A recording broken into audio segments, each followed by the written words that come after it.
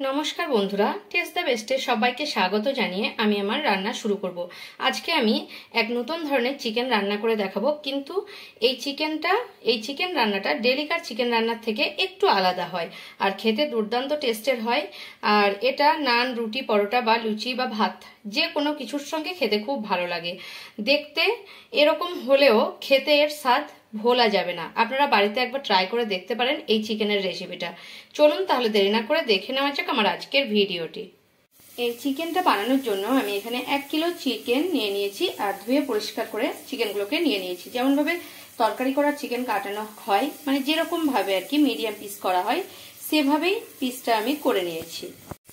চিকেনটা বানানোর জন্য এখানে আমি একটা লোহার কড়া বসিয়ে নিয়েছি। আপনারা যে কোনো ননস্টিকের কড়াও বসিয়ে নিতে পারেন, কিন্তু আমার লোহার কড়াতে রান্না করতে ভালো লাগে তাই আমি লোহার কড়াটা বসিয়ে নিয়েছি। আর একদম হাই ফ্লেমে কড়াটাকে প্রথমে গরম করতে দিয়েছি।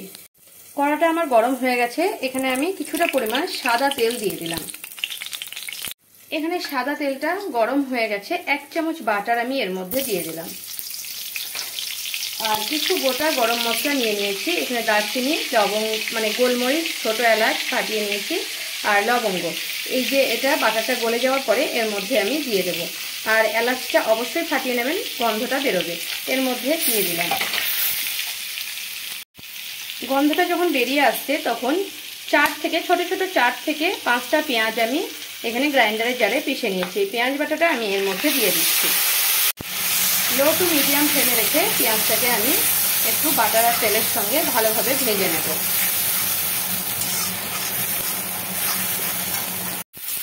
এখানে মিডিয়াম ফ্লেমে রেখে পেঁয়াজটাকে আমি 4-5 মিনিট ভালোভাবে ভেজে নিয়েছি।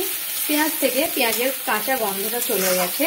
ঠিক এই টাইমে আমি দিয়ে দেব চিকেনগুলো। আর এই চিকেনগুলো ভালোভাবে জল ঝরিয়ে আমি রেখেছি, তবুও আমি হাতে একটু ভালো করে চিপে চিপে দিয়ে দেব। পুরো চিকেনটা আমি দিয়ে দিয়েছি। এবারে মিডিয়াম টু হাই ফ্লেমে রেখে পেঁয়াজের সঙ্গে চিকেনটাকে আমি ভাজতে দেবো। কারণ একদম লো ফ্লেমে দিয়ে দিলে কিন্তু চিকেন থেকে যে জল বেরোবে তখন কিন্তু অনেকটাই জলটা টাইম লেগে যাবে, মানে জলটা শুকোতে। আর জল বেরিয়ে গেলে চিকেনটা মোটামুটি সেদ্ধ হয়ে যাবে জলের মধ্যে। তাই আমি মিডিয়াম টু হাই ফ্লেমে দিয়ে পেঁয়াজের সঙ্গে চিকেনটাকে একটু কষিয়ে নিচ্ছি। 2 থেকে 3 মিনিটের জন্য চিকেনটাকে আমি ঢাকা দিয়ে দিলাম। এখন চিকেনটাকে আমি 5 থেকে 7 মিনিট মিডিয়াম টু হাই ফ্লেমে এভাবে নেড়ে নিয়েছি। দেখুন একটুও জল বেরোয়নি, কারণ জলটা যদি বেরিয়ে যেত তাহলে কিন্তু জলের সেদ্ধ মনে হতো। তাই এখন পেঁয়াজের গন্ধটাও চলে গেছে আর পেঁয়াজের সঙ্গে চিকেনটাও ভালোভাবে ভাজা হয়ে গেছে। এখন চিকেনের মধ্যে আমি 1 চামচ আর 1/2 চামচ মতো লবণ দিয়ে দেবো। আর দিয়ে দেবো এখানে 10 থেকে 12 কোয়া রসুন আর 6 থেকে 7 টুকরো ছোট ছোট টুকরো করা আদা আর 7-8টা কাঁচা লঙ্কাকে একসঙ্গে আমি গ্রাইন্ডারের জারে পেস্ট করে নিয়েছি। সেই পেস্টটা আমি দিয়ে দিচ্ছি। আর এটা দিয়েও এখন আমি এটাকে নাড়তে থাকবো। আর ওই আমার মিডিয়াম টু হাই ফ্লেমেই আছে এখন এটা দেওয়ার পরে আমি হাই থেকে মিডিয়ামে করে দিলাম গ্যাসের ফ্লেমটাকে, কারণ মশলাটা জ্বলে যেতে পারে। আর এবারে আমি ঢাকা দিয়ে এটাকে আবারও হতে দেবো। এই রান্নাটা একটু টাইম নিয়ে করলে রান্নাটা কিন্তু খুব সুন্দর হয়। আপনার বাড়িতে ট্রাই করে দেখতে পারেন, খুব ভালো লাগবে। চিকেনের তো অনেক রেসিপি খেয়েছেন, কিন্তু একবার এভাবে চিকেনটা রান্না করে দেখবেন, প্রচণ্ডই ভালো লাগবে এটা। এখন 3 থেকে 4 মিনিট আমি রসুন আদাটা দিয়ে চিকেনটাকে কষিয়ে নিয়েছি। যখন রসুনের কাঁচা মানে গন্ধটা চলে যাবে, 3-4 মিনিটের মধ্যেই কিন্তু চলে যাবে। আর তখন আমি এর মধ্যে কিছু শুকনো মশলা অ্যাড করব। এবারে এর মধ্যে দিয়ে দেব, আমি দিয়ে দিচ্ছি একে একে, আপনারা দেখতে থাকুন। ছোট্ট একটা চামচ, তার 1/2 চামচ ধনে গুঁড়ো, জিরে গুঁড়ো, 1/2 চামচ লঙ্কা গুঁড়ো,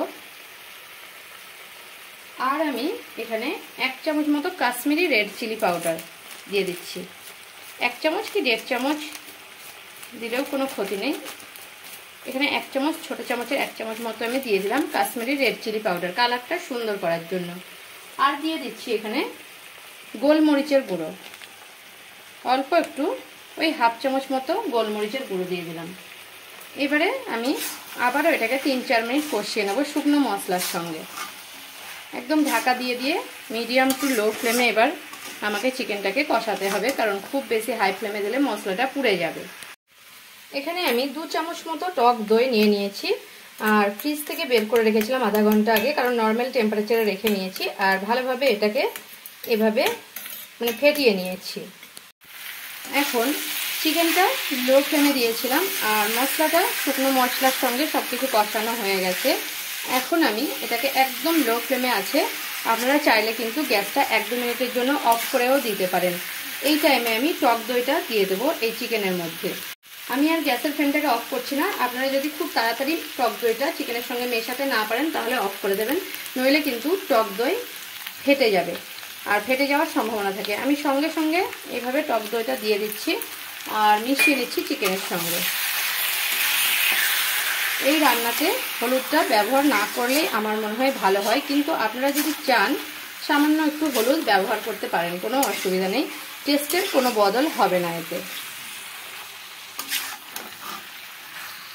এভাবে দইটা দেওয়ার পরে লো ফ্লেমে এটাকে আমি একটু 2-1 মিনিট রেখে দিচ্ছি। এখন আমি দেখাচ্ছি চিকেনটাকে, দেখুন দইটা দেওয়ার পরে একটু জলটা বেরিয়েছে আর চিকেনটা অনেকটা আমার হয়ে এসেছে। ঠিক এই টাইমে আমি দিয়ে দেব আর একটা জিনিস, চিকেনের স্বাদটা আরও দুর্দান্ত টেস্টের হবে। এখানে 7-8টা কাজুকে আমি ভিজিয়ে রেখেছিলাম 10 মিনিট, আর গ্রাইন্ডারে আমি পিষে নিয়েছি। এই কাজু বাটাটা আমি দিয়ে দিলাম, আর এটা ধুয়ে একটু জলও দিয়ে দেব। এটাকে ধুয়ে আমি জলও দিয়ে দিলাম। আর যেহেতু টক দই দিয়েছি তাই টেস্টটাকে ব্যালেন্স করার জন্য একটু আমি চিনি দেব, নইলে কিন্তু চিকেনটা টক লাগতে পারে হালকা মতো। খুব সামান্য পরিমাণে চিনিটা আমি দিচ্ছি, কারণ কাজু বাদাম দিয়েছি। খুব মিষ্টি হয়ে গেলে চিকেন কিন্তু একদমই ভালো লাগে না, তাই কাজুটা আমি এখন মিশিয়ে নিচ্ছি। এখন লো ফ্লেমেই রেখেছি গ্যাসের ফ্লেমটাকে, কারণ এগুলো দিয়ে ধীরে ধীরে যত হবে তত কিন্তু রান্নাটা ভালো হবে। তাই আমি একদম মানে ধীরে ধীরে গ্যাসের ফ্লেমটা রেখে এটাকে আবারও ঢাকা দিয়ে একটু হতে দেব। চিকেনটা এখন আমার কিন্তু প্রায় হয়ে এসেছে, একদম শেষের দিকে। এবারে একদম লো ফ্লেমে রেখেছি, ঢাকা দিয়ে চিকেনটাকে হতে দিয়েছি ধীরে ধীরে। আর সাইডে একটা ফ্রাই প্যান বসিয়ে নিয়েছি, গরম করতে দিয়ে দিয়েছি। এখানে ফ্রাই প্যানটা গরম হয়ে গেছে, 1 চামচ বাটার আমি এর মধ্যে দিয়ে দিলাম। আর বাটারটা গলতে গলতে দেখাই এর মধ্যে কি দেব। ক্যাপসিকাম, এখানে আমি একটা ক্যাপসিকাম আর একটা টমেটোকে ছোট টমেটোকে টুকরো করে কেটে নিয়েছি, এগুলোই আমি এখন দিয়ে দেব বাটারের মধ্যে। বাটারটা গলে গেছে, এখন ক্যাপসিকাম আর টমেটোটা আমি এর মধ্যে দিয়ে দিচ্ছি। আর আমি এটাকে একটু নেড়ে নেব 2-1 মিনিট। এটাকে একটু হালকা করে ভেজে নেব, শ্যালো ফ্রাই করে নেব। এখন ক্যাপসিকাম আর টমেটোটাকে 2-1 মিনিট আমি হাই ফ্লেমে দিলাম, বাটারের সঙ্গে ভেজে নিয়েছি। এখন আমি এই চিকেনের মধ্যে এটা দিয়ে দেব, আর অল্প একটু জল চিকেনের মধ্যে দিয়ে দেব।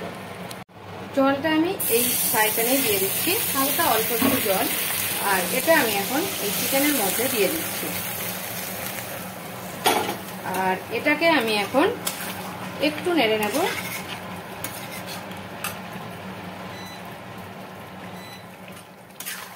এভাবে এটা শুকনো শুকনো হলে, মাখা মাখা হলে কিন্তু খেতে ভালো লাগে। আপনারা পুরো শুকনোও করে নিতে পারেন, কিন্তু পুরো শুকনো আমি করব না, কারণ পুরো শুকনো হলে ভালো লাগবে না। এটা আপনারা রুটি, নান বা পরোটা বা ফ্রাইড রাইস সব কিছুর সঙ্গেই খেতে পারেন। হালকা একটু জল দিয়ে আমি এটাকে ঢাকা দিয়ে আরও 5 থেকে 7 মিনিট এটাকে আমি হতে দেব। 5-7 মিনিট পরে ফিরছি আপনাদের কাছে। এবারে আমি চিকেনটাকে খুলে দেখাচ্ছি। আর চিকেনটা কিন্তু আমার পারফেক্ট রেডি হয়ে গেছে, গ্রেভিটাও ঠিকঠাক আছে। কারণ খুব বেশি শুকনো করলে কিন্তু পরোটা বা নান বা ফ্রাইড রাইস বা ভাতের সঙ্গে এমনকি খেতে অতটা ভালো লাগবে না, একটু গ্রেভি থাকলে ভালো লাগবে। আপনারা যদি চান তাহলে আরেকটু শুকিয়ে নেবেন, কিন্তু আমার এটাই ঠিক লাগছে, তাই আমি এটাই এতটুকুই গ্রেভি রাখবো। এবারে আমি গ্যাসের ফ্লেমটা অফ করে নামিয়ে নিচ্ছি চিকেনটাকে। এখন আমি চিকেনটাকে একটা প্লেটের মধ্যে নামিয়ে নিয়েছি। দেখুন কিভাবে করলাম, আপনারা নিশ্চয়ই দেখলেন পুরো ভিডিওটা। আশা করি দেখবেন। আমার ভিডিও যদি আপনাদের ভালো লেগে থাকে তাহলে আমার চ্যানেলকে সাবস্ক্রাইব করার অনুরোধ রইল, আর কমেন্ট করে জানাবেন চিকেনের রেসিপিটা আপনাদের কেমন লাগলো। যদি ভালো লেগে থাকে তাহলে একটা লাইক করতে ভুলবেন না, আর প্রচুর প্রচুর শেয়ার করবেন।